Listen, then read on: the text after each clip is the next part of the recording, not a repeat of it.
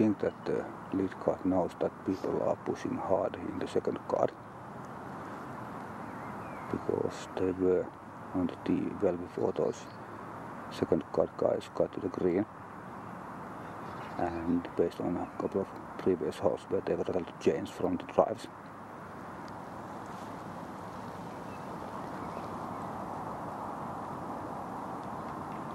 That's a perfectly decent shot and gives a good opportunity to get to the green as well, or take a safety route with an easier to approach shot way to tackle the course or the hole.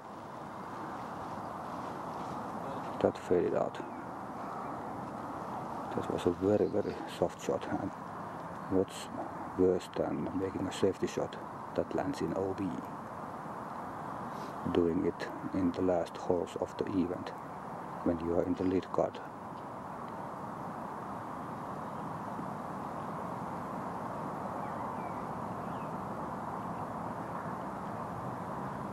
Yesterday Mikko was almost too long, but this is way softer shot. It's flirting with the OB.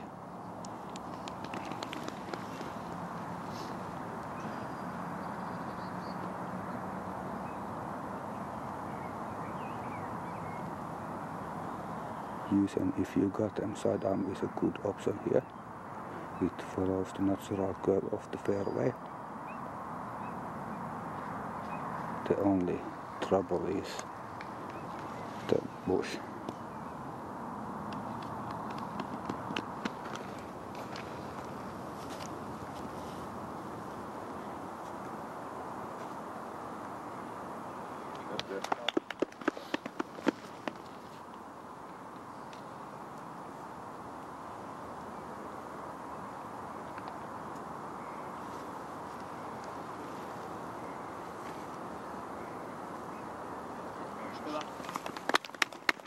That's the sensible choice.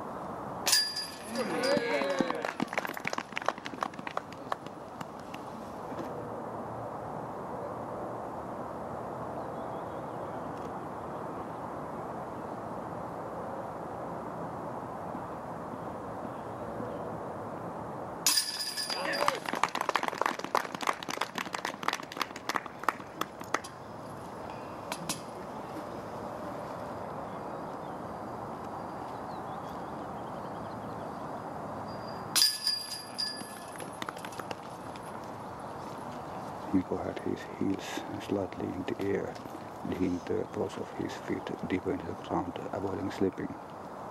All the best players do that.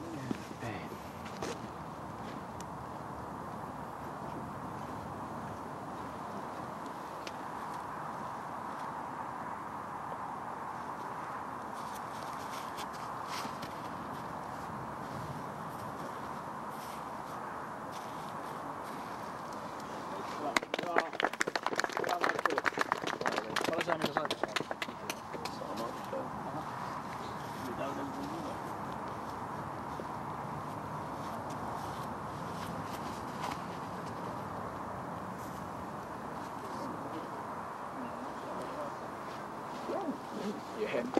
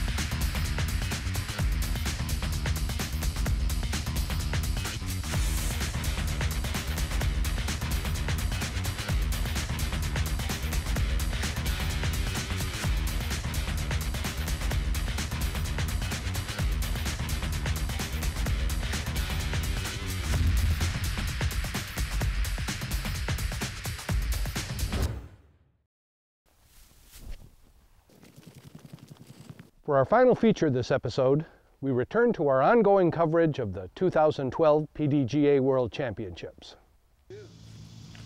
All right, it's Wednesday morning. We're at Idlewild. We're following the grandmasters division today. This is the third in our series from the Charlotte Worlds. Nice little putt. Last episode, we highlighted junior play, along with several professional women's divisions.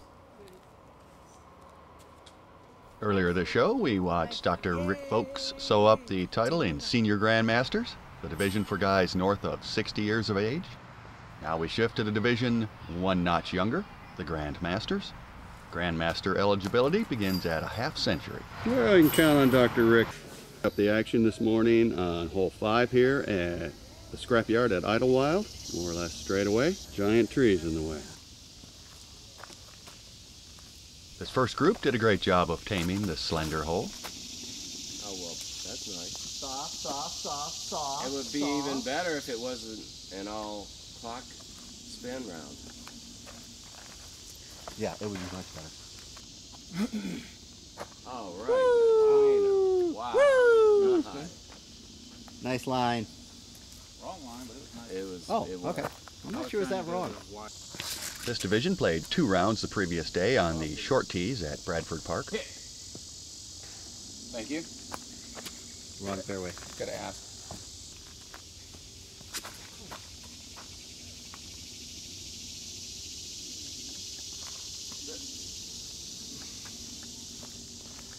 flip. Jim Myers was Masters champ back in 2000.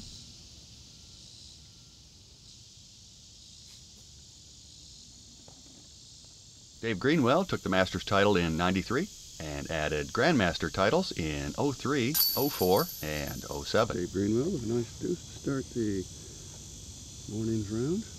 Jim Ferreira is a relative newcomer compared to these veterans, but hangs tough with a nice deuce.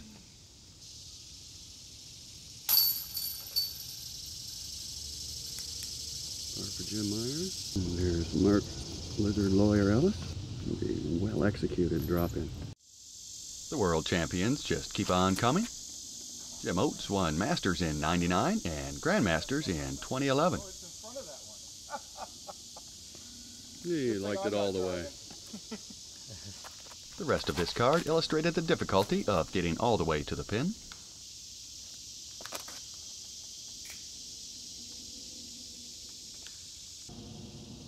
There are nearly 70 fellows in this division.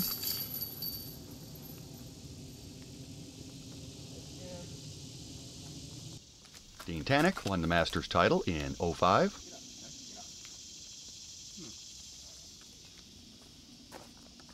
Play much longer than is indicated. Yeah, I didn't throw that hard at all, though. I'm buttercup. No titles yet for Eric Vandenberg, who recently moved to this area from Canada. Doug Blyton has no world titles yet. He plays out of New York.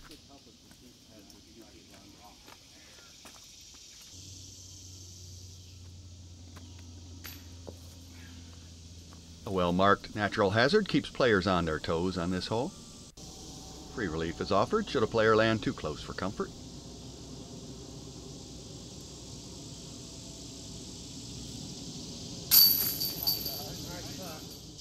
We thought the deuce count would rise as we moved closer to the lead group. No such luck. Johnny Sias won the Open World Championship back in '86, right here in Charlotte. Magic one. I'm allergic to bees. I said, don't hit that. Believe it or not. Oh, man, everybody's trying to stir them up. Look at this. These guys sit on the second card, all at 97, 4 off the pace set by Joe Mela, the tournament leader through 2 rounds. For the round, Sias would join Jim Oates for the second best score in the division with a 50. He'll settle for par on this hole today. And finally, the lead group makes an appearance. This is our first look at Jay Gobrecht. Like a lot of players gathered for Worlds, Jay primarily plays regionally. Beautiful. This is also our first look at Kenny Lee, who finds the B zone. This character we know, Gregg Hosfeld. Haas has a delicate back and takes extra care on these dusty tee pads.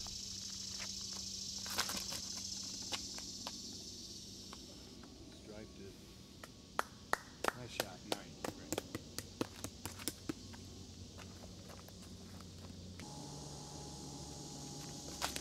Joe Mela had honors to start the round, but now throws last, so it must have been slow going at best. Kenny opened with a 52, then posted a division best 45 to land on the lead card. Joe matched Kenny's 45 after opening up with a 48 to lead the division at the start of this round.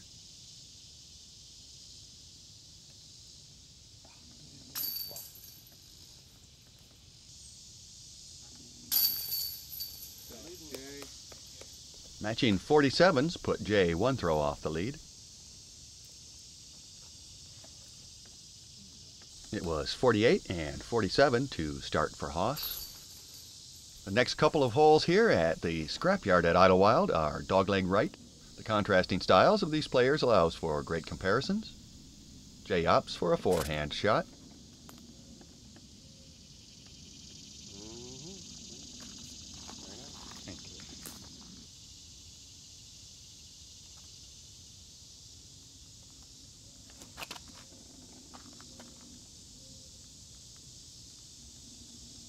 Haas and Kenny both go with the backhand option.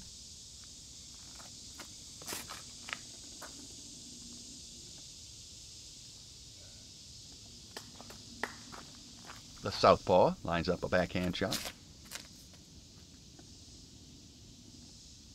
Oh, it was there. Oh.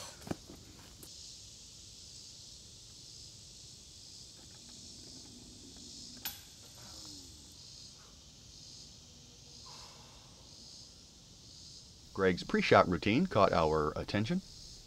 He seems to make sure all the moving parts are ready to go, then slowly creeps up and bags the birdie.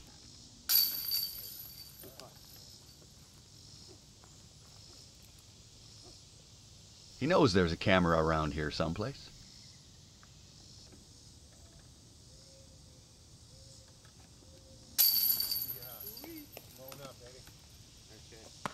Jay notches another birdie as well.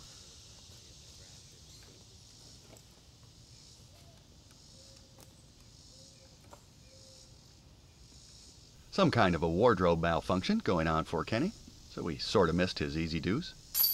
There it is. The 7th at the Scrapyard features a gentle right-hand bend off the tee with a pretty straight fairway thereafter. There are only a couple thousand trees on either side along the way. Jay's again using a one-step delivery. He holds honors with at least 2 straight birdies.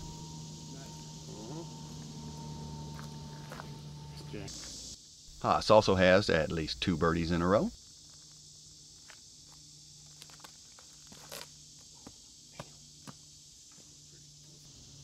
Kenny got things started on the last hole.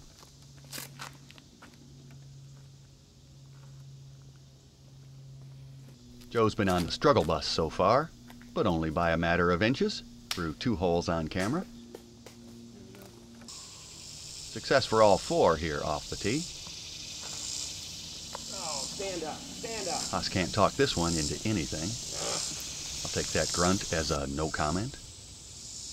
Another one-stepper for Jay, who absolutely stripes this one to about 10 feet. Nice shot.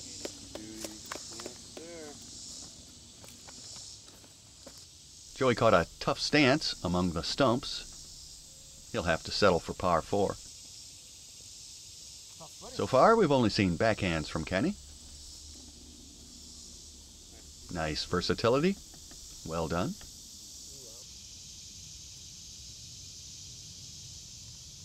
After a so-so second, Haas has to get his engine all revved up to handle this one. Try this approach next time you get in a rut and come up short with all your putts.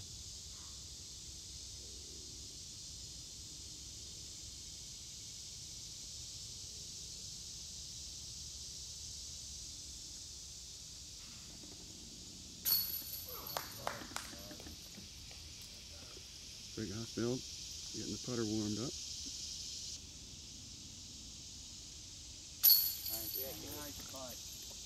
Kenny continues his solid play with another good putt. This is Jay's shortest birdie yet of the 3 we've seen.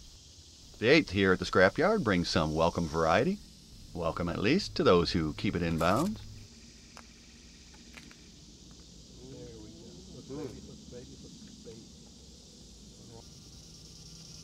The Scrapyard is a 2011 installation designed by Rob Kelly.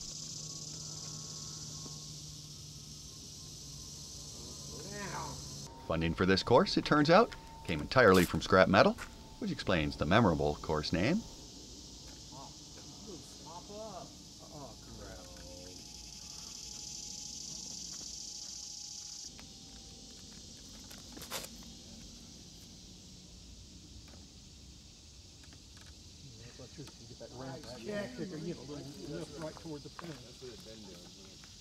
Kenny's birdie run will come to an end here. He's got a chance at a par 3 after his OB penalty. Well done. Haas has got a bit of tree trouble to work around. So much for his birdie streak. There's Dr. Voakes doing recon. Rick will go on to shoot 52 here. No telling what he'd have shot if we'd stuck around. Joey had a sweet kick at the end of his drive. Couldn't take advantage of it. Didn't get a par. Jay Gobrecht just keeps rolling along. Solid. Very solid.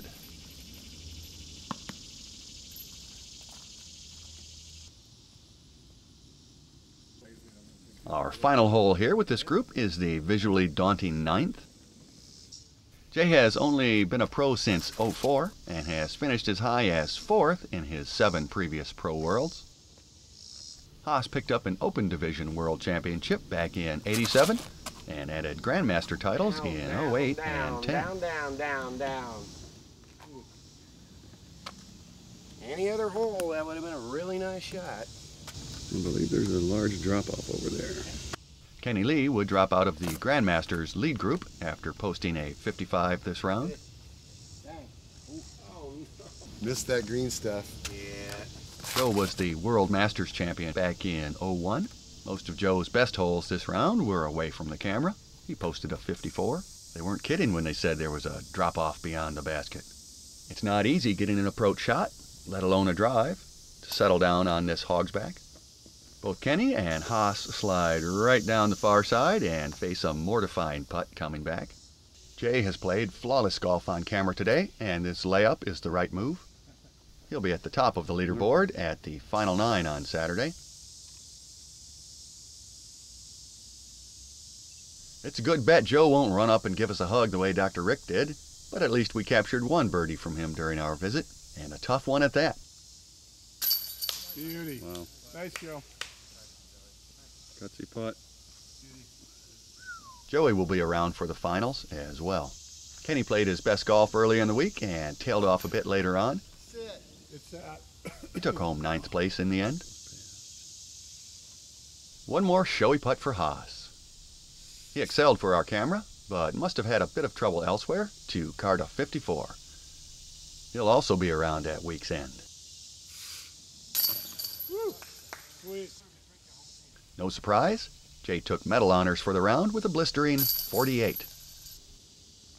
Shooting second best this round with a 50, and joining Jay, Haas, and Joey for the final round will be West Virginia's Johnny Sias. We'll pick up the Grandmaster division a few holes into the final 9 circuit. Due to weather-related shenanigans in the 6th round Friday afternoon, there was no early Saturday semifinal for this division. Instead, some players completed their unfinished Friday round this morning, so we were even more in the dark than usual as to standings. We'll get a scoreboard shot as soon as we can. Gregg Hosfeld. Got a pretty big gallery lining up behind us.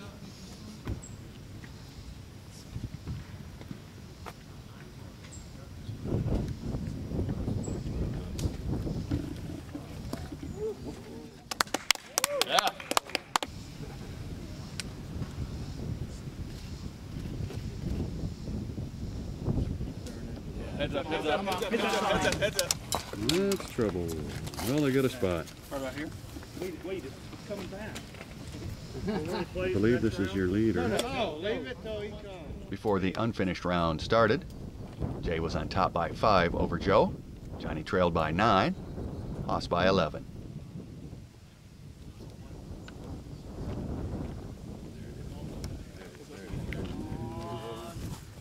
Oh, we kicked left. That's 2 out and 1 parked. That's perfect.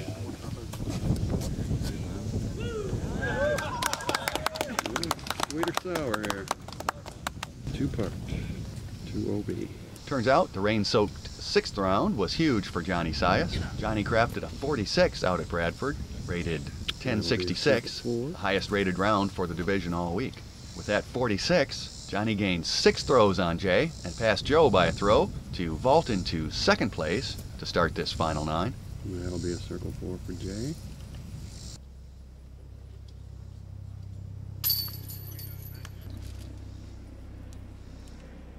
Nice deuces for Joey and Haas here. Jay and Johnny card bogey 4s after going OB. There's 2 for Gregg Hosfeld. There's a peek at the leaderboard going into this hole. I'm not sure what Jay's got going. Better find out. Starting this final circuit, Jay Gobrecht had only a modest lead. Johnny Sias sat 3 behind, and Joe Mela was 4 behind. Haas still trailed by 11 with a grip lock on 4. Would be if he had 2 digits. He's Jay is at 40. 40. But he had a bogey there. Well, I'll correct it on the next one. 3-shot lead, 211 on the first hole. Chuck Kennedy tells us that the leader to start this round took an 11 on the very first hole. Jay Gobrecht to fall out of the lead. That would explain the whole situation. I'm sure he's feeling pretty dazed from that yet. They've redesigned since we were last here. This hole no longer is the hay bale line a backstop. All right, the standard here is you get 2 tries, after which you play from a drop zone.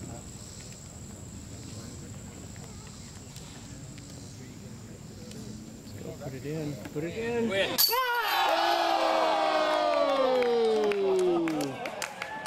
That would have been a nice recovery. Put it in, put it in. Win.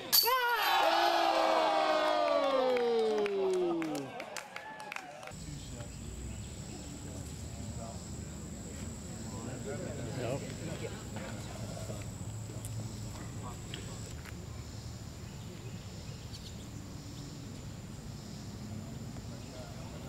Nope.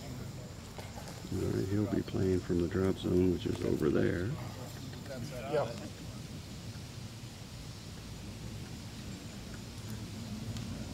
Nope, fell like a stone. Big swing, setting up here for the guy that can put it in on his first shot. You hear the other cards coming up behind us, big galleries. Right. Johnny's on in 3. Here's a look at that first hole. There's Amando keeping action to the left off the tee.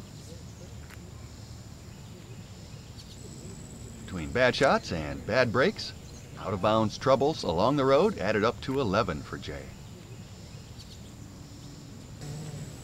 There's Jay, and he really played solid all week, just outstanding golf. One hole does it though, and there's potential like that all around this tournament. Got a skip. There's his chance. There's his chance to get back.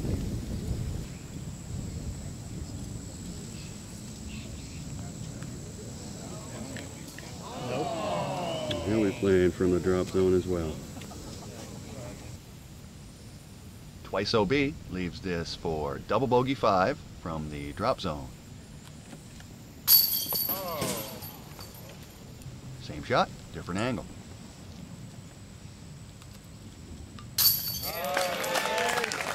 A little of the storm that had him in first place. All right, Johnny. A nice 4 for the leader, matching the charging Gregg Hosfeld.